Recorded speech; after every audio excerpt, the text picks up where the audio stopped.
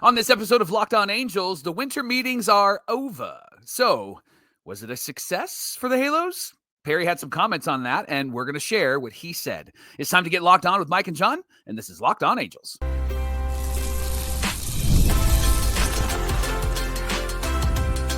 You are Locked On Angels, your daily Los Angeles Angels podcast. Part of the Locked On Podcast Network, your team every day. Thanks for making Locked On Angels your first listen of the day. You can find us anywhere you get your podcast, including Apple Podcasts, Spotify, and SiriusXM by searching Locked On Angels.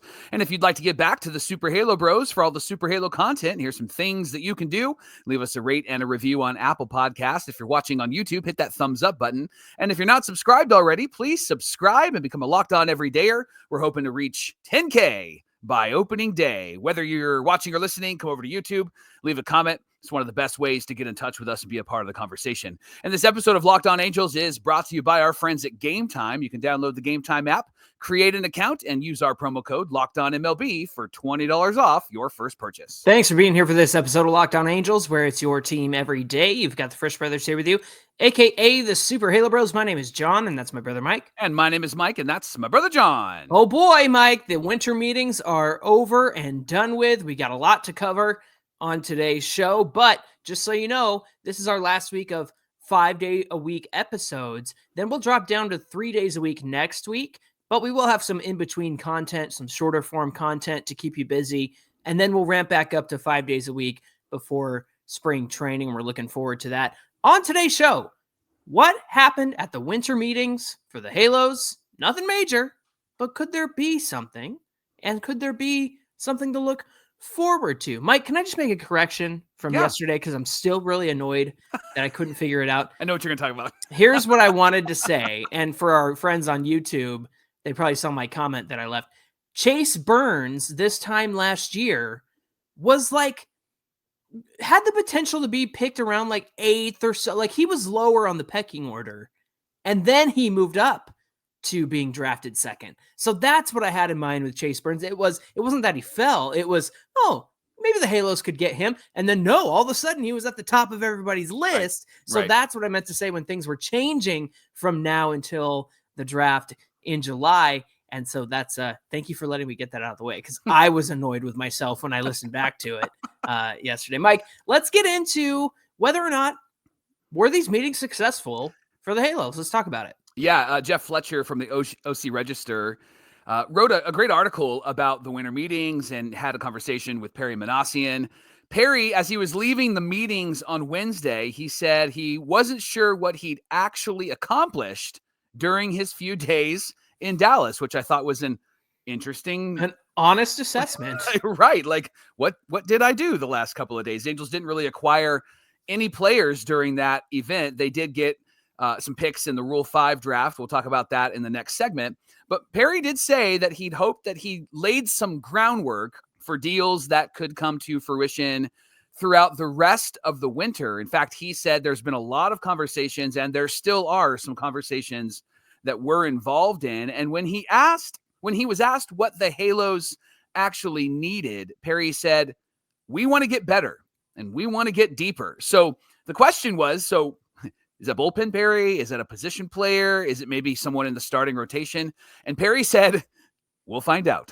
And so frustrating answer, but I know that you can't really show all your cards in a conversation. But he did say, we would definitely like to add to this team, not only to the 26, but below that too. Perry also added that the team doesn't have to do everything at the winter meetings. John, Right. A couple of things here that I want to wrestle with you over is first, we'll find out. Again, I get that he can't just give us the answer to that. But I didn't like this. Not only to the 26, but below that too. Meaning, not only do we want to improve the 26 on our roster currently, but we want to improve below that in the minor leagues and backups and things like that. My frustration with that is you've done a lot of that already. And what these Angels need is 1-2 more really quality players to help them be really impactful and competitive. I think they need one more starting pitcher, and I think that they need one more infielder. I think that that's the move. And so those comments, very ambiguous, not going to read into them too much. But the Angel fan in me goes, have we seen this before? Are we just getting a repeat of some things from the last year? Are we going to talk about how we're going to be competitive, but we're not going to do enough? That's what it feels like. Do you agree? Do you want to talk me down? Am I off here?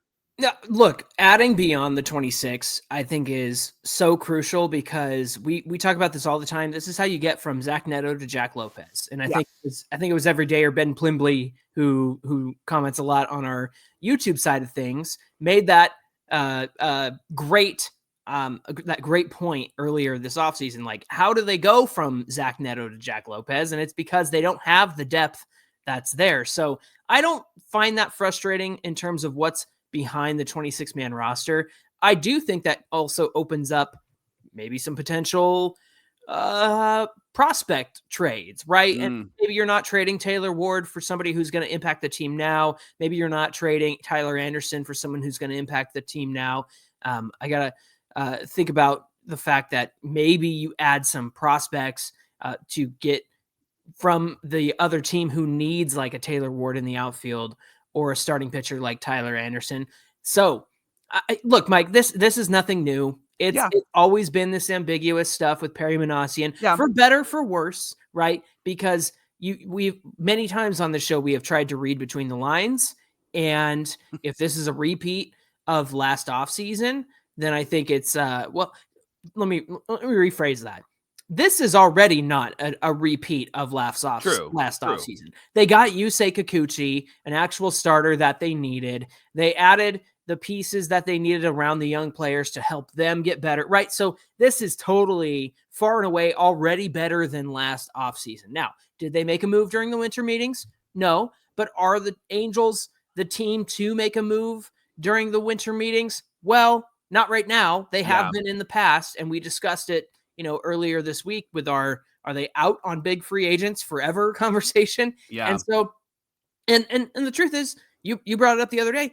Vlad Guerrero didn't sign during the winter meetings. He signed, afterwards later on in December, in January. Or January. Sorry. So again, there's plenty of time here. I think it's fun to have big signings at the winter meetings. And I think that a lot of teams around us had fun. But Mike, I don't know. The Rangers did a lot of stuff. I didn't see the Mariners doing anything. I didn't see the Astros doing anything. Right. Luis Severino went to the A's because money talks, and that's kind of what we've been preaching here. So as far as the AL West and whatnot, the Angels didn't do anything. Neither did a lot of these other teams. And for Perry to lay the groundwork with conversation, that's a part that I do trust. That's the part that I'm like, I bet you he got the wheels moving on some of these things. And it reminds me of didn't he take Noah Syndergaard to dinner and have a conversation and told him how great it would be for him to play in Anaheim? Right. It's stuff like that he's done that makes me go, okay, I trust Perry in that way. So call me an optimist, call it hopium, what have you. But when Perry says to say out loud, I'm not really sure what I did, means that he's confident enough to know that the wheels are turning, right? I think that's what that says. Yeah. Jeff Fletcher also reported that we'll see comment was also about some trades. Now, the Angels 40-man roster is at 40 people currently. And that means that if they want to add anybody to the roster, they got a DFA, move some people around, or potentially trade. And Jeff Fletcher said that the Angels have checked in on 3 third basemen in baseball. Arenado, Bohm, and Suarez are 3 third basemen. Arenado, of course, Cardinals, Bohm with the Phillies, which we want, right? And then Suarez with the Diamondbacks. You don't want to say Eugenio? I love Eugenio. I love that name. Eugenio. I think we have an off the air conversation about it's not Eugenio, because that's what it looks like, right? It would be really easy to think it's Eugenio, but he was with the Mariners prior to the Diamondbacks. He was, and so we did hear his name a lot. And when I heard it, Eugenio. Yeah, let's go. And a power guy, a lot of power, right? More earlier in his career than later. And same thing with Arenado, power guy, more earlier than later. Again, I'm sold on Alec Bohm. I just don't know how much the Angels would have to give to try to get him. And they might have to give up some of those really good prospects that we really want to hold on to, right? Yeah. Now, this is interesting to me. we've previously discussed Gleyber Torres as somebody the Angels could add and would make sense. I know he's not great defensively, but when you consider the offensive output from second base, that would be really phenomenal. And again, I want the Angels to be in a position where Kevin Newman is an option and not mandatory. Right? And I know he's filling in for Zach Neto, but when it comes down to it, you've got this mishmash of Rengifo and Newman and Rendon, right? And so that's not really quite set in stone. And in the meantime, he's going to fill in for Neto at shortstop.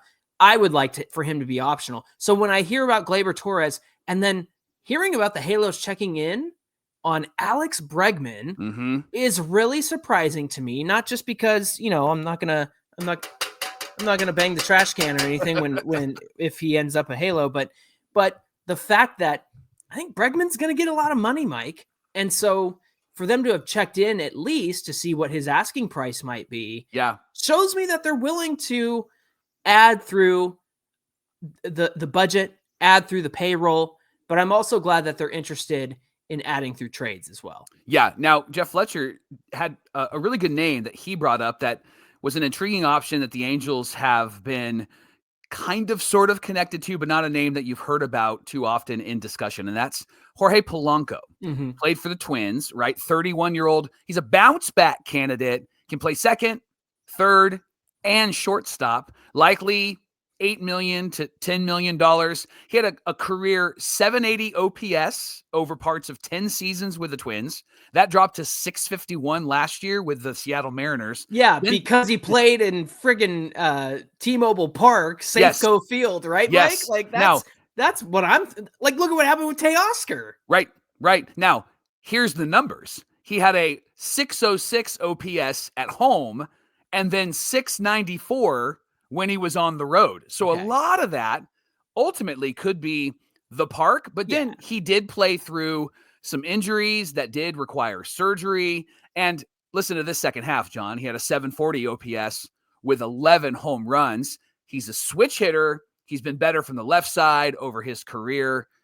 Interesting name. Somebody maybe outside of Gleyber Torres. Do you think he would fit into this starting lineup for the Angels? Well, I like the versatility, and I like the fact he can play second, third, and shortstop, and that's what they're going to need.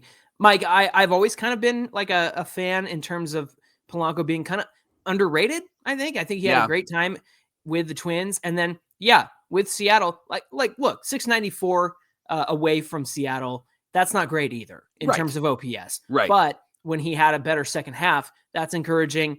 Playing through the knee issues and getting better after that is encouraging. I would be okay with that, especially in a year where we're not quite sure what to expect from this team in 2025.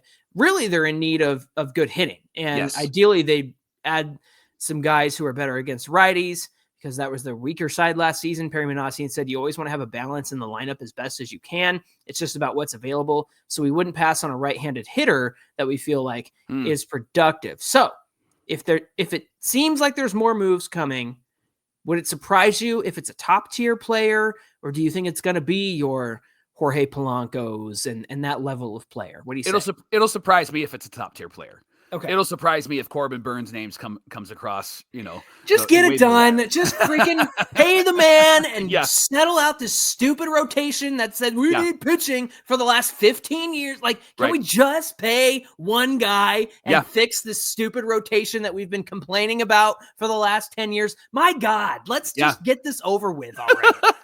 I didn't know that was going to strike such a chord, but I'm so over it, man. Yeah, John, the number that I saw, because Max Fried got so much with the Yankees, the number I've seen out there for a Corbin Burns is perhaps 10 years and maybe $250 million. Great.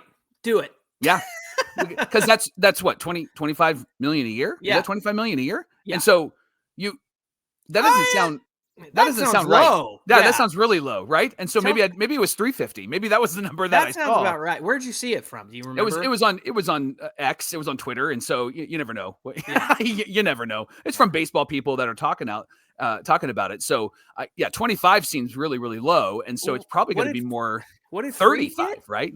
What did What Fried get? Max Fried got 8 years, and it was 218, I believe, off the Okay. top of my head. Hey Siri, open the calculator.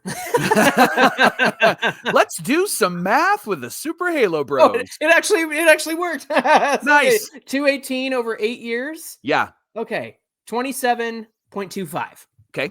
27 million. So Burns is definitely getting 30 million. He's definitely getting 30 million. Yeah. Okay. 10 years, 300 million.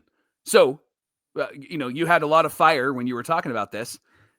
10 years, 300 million. Is that out of the price range for the Angels? And is that out of the years that they would give to a pitcher for the Angels? It's not out of the price range in terms of luxury tax, but again, nobody wants to give pitchers a long-term deal, but it's Corbin Burns. Right. Like, he grew up an Angels fan. I know he's from, Central California, but he loves Jared Weaver. He watched Jared Weaver. He loves Nolan Ryan. He loves Nolan Ryan. Everything points to this. It's just a matter of like, are they going to open up the checkbook for him, and are they not going to be afraid to make this move? All right, we're way over time on this first segment because I had to go off there for a second. Thanks for making Locked On Angels your first listen of the day. Coming up, did the Angels get some players at the winter meetings? Yes, they did. They're not ones that we were all hoping for, but they are intriguing. We're going to tell you who they are and how they did it coming right up. Today's show is brought to you by our friends at Gametime. They want to save you money on tickets. And if the Angels get Corbin Burns, they're still going to save you money on getting tickets. And if the Angels don't get Corbin Burns, they're going to save you money on getting tickets, right? If they get Burns, you're going to want to go to some games. Let's just say that. Absolutely. And Gametime is great because they have all sorts of features in their app. When you download their app, open it up and just kind of peruse, kind of look through, because they have all sorts of features in their app giving you deals. One of my favorite features, John, is they have the low price guarantee, or Gametime is going to credit you 110% of the difference. So if you find tickets in the same section, same seats for cheaper, then they're going to credit you 110% of the difference. Just all of your money back plus 10%, because they want to save you money, and your purchase is covered with the most flexible customer service policy in the ticketing industry. So download their app today and use our promo code LOCKEDONMLB. You're going to get $20 off your first purchase. Again, LOCKEDONMLB, $20 off your first purchase. What time is it? Gametime. Corbin Burns, Jose Soriano, Caden Dana, George Klassen, and then you fill in, whatever extra pitch. Oh, sorry, I'm just dreaming about the rotation that we you could didn't have. even say Yusei Kikuchi. Oh, yeah, Yusei Kikuchi. There you go. Exactly. So thank you for making Locked On Angels your first listen of the day, part of the Locked On Podcast Network, where it's your team every day. Mike, I'm all verklempt. Yeah, because 90 wins if they sign Corbin Burns. Yes or no? Yes. Yeah. 100%. Yeah. Yeah. Easy. No more losing streaks. No more knucklehead, because you got Corbin Burns, and then you got Kikuchi, and then you got Soriano. Like that's 3 out of 5 wins a week. Yeah. Right? Basically. And not to mention Tyler Anderson could be really good in the first half again, right? Yes. And keep that up. So yeah. All right. We did have the Rule 5 draft yesterday, and the Angels did make some additions. Right. And speaking of pitching, in the major league portion of the draft, they selected left-handed pitcher Garrett McDaniels from the Dodgers. They also picked up during the minor league portion Gustavo Rodriguez from the A's, who's a right-handed pitcher, and then catcher Josh Crouch from the Tigers. A catcher named Crouch? That's funny. That's really funny. Now, Mike, McDaniels is somebody who I wasn't really aware of, but guys like Taylor Blake Ward were putting some footage out there. He is really intriguing. He's turning 25 this month. He actually went to a relief role midway through 2024. Through the final 21 games of the season, he posted a 2.22 ERA, 1.57 FIP, and a 28.8 strikeout to walk ratio. Overall, the season, he had a 3.19 ERA across 3 levels with 84 Ks in 73 1/3 innings pitched. Really interesting because he's got to be on the 26-man roster. So he's going to play with the Angels. Yeah.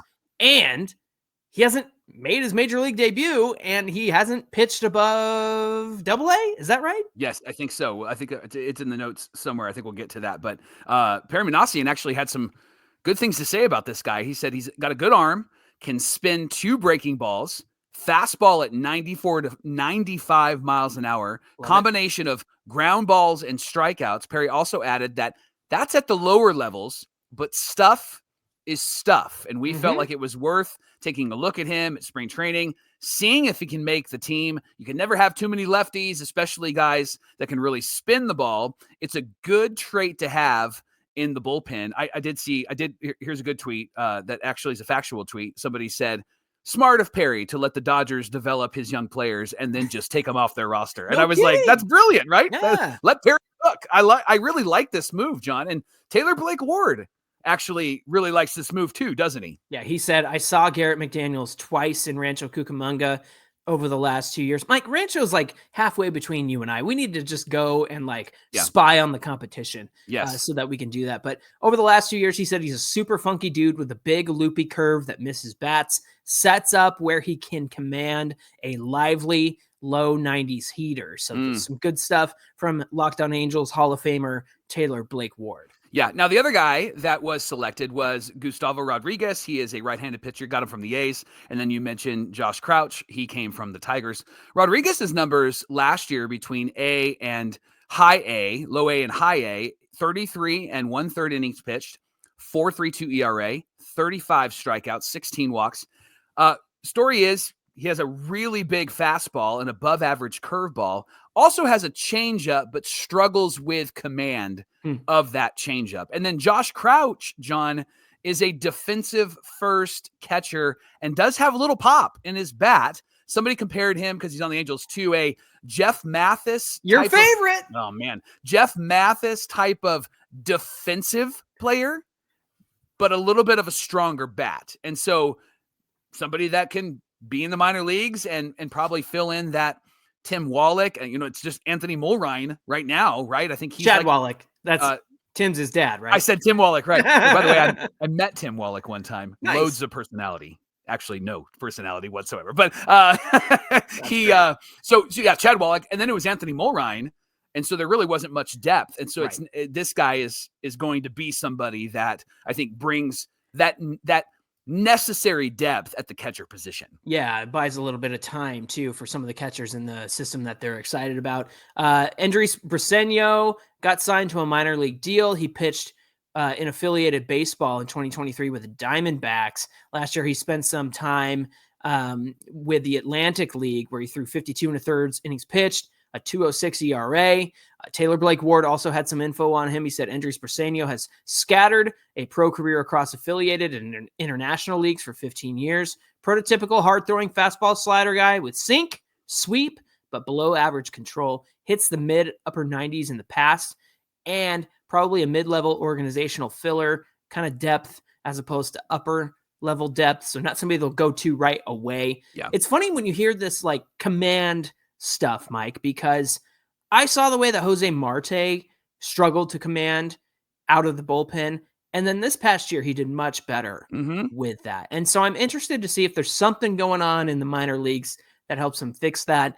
Obviously, they sent Reed Detmers down there to kind of work on that. I know Patrick Sandoval struggled with command at the major league level. So it is interesting to me. It seems like the Angels are willing to take chances on those kind of guys. Mike, big question for you, though.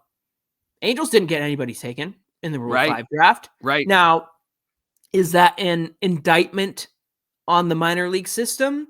Or is it as Jared Timms of Talkin' Halos put it on Twitter, they're one of 6 teams who didn't get anybody taken from their minor league system? What do you say? Well, here's my thought. First of all, I will always tip the cap to Jared Timms. He knows much more about prospects and minor leagues than I do. So what Jared says is probably almost always true, right? But I will say this, and we've said this on this show before. Angels have players that they hang on to and hang on to and hang on to, and then when they're available, nobody wants them. Nobody wants you here. Nobody. Let me give you an example. Do you remember a pitcher named Griffin Canning? Where's he at? Oof. Griffin? Ouch. Griffin, right? And that's the thing, is it seems like some of these guys from the last few years are highly regarded in our organization, but not anywhere else. Yeah. And that doesn't mean that they can't be highly regarded or fixable, but it just goes to show what other teams have is more attractive to them than what the Angels currently have. You get somebody like this lefty McDaniels off the Dodgers who is really intriguing. I can't honestly, of the guys that were available from the Angels, there were some names on that list that were like, ooh, that's an interesting name, or ooh, that's an interesting bullpen name, but nobody got taken. I think Eric Torres was actually on there. And so that's an interesting thought process and why the Angels don't have people that would come after their guys. And maybe it's because they're over evaluating them and they're actually not as attractive as they make them out to be. Well, let me put it this way. Garrett McDaniels is now the 29th ranked prospect in the Angels system immediately. And now Nico Cavadas is number 30. Wow. So there you go. That's a good way to put it. Now, it's not to say that the Angels don't have guys. It's just the guys that were up for the taking were not up for the taking, basically. And so somebody like Eric Torres, who we've been excited about. Yep. Other systems probably have their Eric Torreses too. Sure. And so at the end of the day, I'm glad that we got to keep who we have in our system. And it's not to say they're bad. It's you look around and what some of these guys are able to do on the Trash Pandas or even at AAA. There's some good names there that the Angels haven't quite utilized. Maybe it's good that everybody thinks that the system sucks, so they leave our players alone. Today's show is brought to you by FanDuel, America's #1 sportsbook. And right now, new customers can bet $5 and get $150 in bonus bets if your first $5 bet wins. The FanDuel Sportsbook app gives you everything that you need, all in the same place where you place your bets on all sorts of sports, including the NFL, all in one place. So when you get a hunch in the middle of the game, you can check out the latest stats, view the play-by-play, and so much more on the same page where you place your bets. Just visit FanDuel.com to join today. Again, you'll get started with $150 in bonus bets if your first $5 bet wins. FanDuel.com is where it's at, so never waste a hunch and make every moment more with FanDuel, an official sportsbook partner of the NFL. All right, this is some news that everybody has been waiting for. Mike, there have been substantial upgrades to the training facilities for the Halos in Arizona. Before Perry made the drive to Dallas, he stopped in Arizona to get a look at the upgraded spring training facilities. They redid the clubhouse. Nice. The weight room actually exists. It's not a tent. It's not an easy up. They actually have a weight room. There's offices that were redone. And most importantly, and thank you to our great pitching coach, Barry Enright, they added pitching and hitting labs. Perry said, it looks great. Had a chance to walk through. It's not completely finished. Obviously, we still have some time, but it blew me away. It's better than I even thought it would be. The labs are awesome. Now, let me pose this to you after I read this next part. I have a thought to pose to you. Okay. The Angels, as we all know, have been behind other organizations in terms of technology, the facilities, all that stuff. We remember the CJ Wilson story of like, you know, hey, are we getting breakfast? No, just drive through Chick-fil-A. We'll come. Right. The weights are outside under a tent, like we've talked about. The Angels have been behind in that regard, but specifically the technology. The facilities are going to help them catch up, and Minasian believes it will translate to improved performances of their players. He said, I think it will be a significant upgrade from what we had. Here's my thought. I know that we've gone this long without this stuff, but isn't it better that you built your stuff in 2024 as opposed to like 2012? You know what I'm saying? Like, obviously you can add technology and improvements and stuff, but hey, you got the latest and greatest right now, as opposed to doing this when you should have, to be honest. But now it's like, hey, you got brand new stuff. This is going to be pretty cool for them, I think. Yeah, I think it'll be great. And I think the balance is going to be what typical traditional baseball would say, hey, focus on, you know, your release point, focus on your windup, focus on the simple things, right? Troy Percival's talked about that. Jared Weaver's talked about that when he's come in. So many people are on the iPad where it's like, hey, you need to really focus just on your workout and what you're doing. You need to focus on running up and down the bleachers. Jared Weaver talked a lot about how running he would around do that. The stadium and the concourse. And he didn't see a lot of the players doing any of that stuff. And that translates to how you will do on the mound. And if you can go deep into games. And a part of going deep into the games is your ability to almost run a mile, right? And do it under a 6-minute mile or something like that. And so I think the Angels now with this just have to be very wise and surround themselves with good people to be able to utilize the technology and what traditional baseball would say is really good, like your traditional workouts and your traditional follow-up and your traditional, you're not starting and you're in the bullpen. Those types of things are really important. This is the thing that has always been a problem for the Angels. It's the balance of having the technology to get the data and insight and analytics that help you win on the field. The problem is, over the years, it's been Jerry DiPoto telling Mike Scioscia what to do, Mike Scioscia not liking the way that it's communicated. Same thing between Perry and Joe Madden, right? It's always been this like clash. I feel like we're finally at a place where everybody has learned, like, hey, I have this really good data for you. Would you mind using it? And here's how I think that it would be best implemented. And the manager, who currently is Ron Washington, says, yes, thank you very much. I will take the look at this and I will decide if this is a good, like, it feels like we've got all that sorted out. And so to have this technology now is only going to benefit the Angels. By the way, speaking of GMs, you see who the Guardians picked up in the Rule 5 draft? No. Oh, the Billy Epler special, my friend. Will Wilson was Rule 5 from San Francisco to the Guardians. Again, Billy Epler, who drafted Will Wilson and then sold him off to get rid of the Zach Cozart deal. Yeah. He also picked him one pick ahead of Corbin Carroll. So I remember that. Thank you, Billy Epler. And let's hopefully get rid of these last Billy Epler remnants and have some nice facilities here in Arizona. You know what's good about this is the Angels have lost.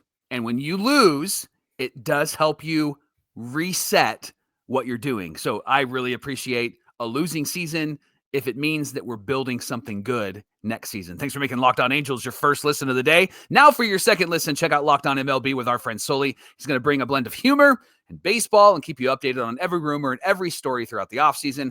Find Locked On MLB on YouTube or wherever you listen to podcasts. Hey, give us a follow on Twitter at Locked On Angels and at Super Halo Bros on Twitter and Instagram. Whether you're watching or listening, come on over to today's show on YouTube. Hit that subscribe button. Even if you're an audio listener, if you subscribe on YouTube, it really helps us out. We want 10K by opening day. Get in the comments section and we'll do our best to get back to you. Mike, what do we have on deck for tomorrow's show? It's Fan Mail Friday, so we would love to hear your thoughts on John's rant from the first segment about Corbin Burns. So go back, listen to it again, and then give us your thoughts amongst other things that you could share with us tomorrow on Locked On Angels. All right, Fan Mail Friday tomorrow, so get your questions in. Let's go. Come on.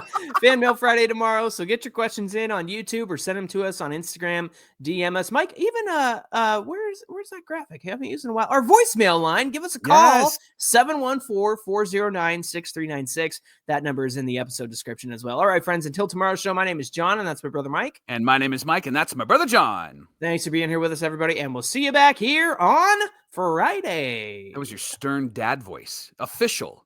Stern dad voice. There you go. I had a lot of energy on this one for being a new dad.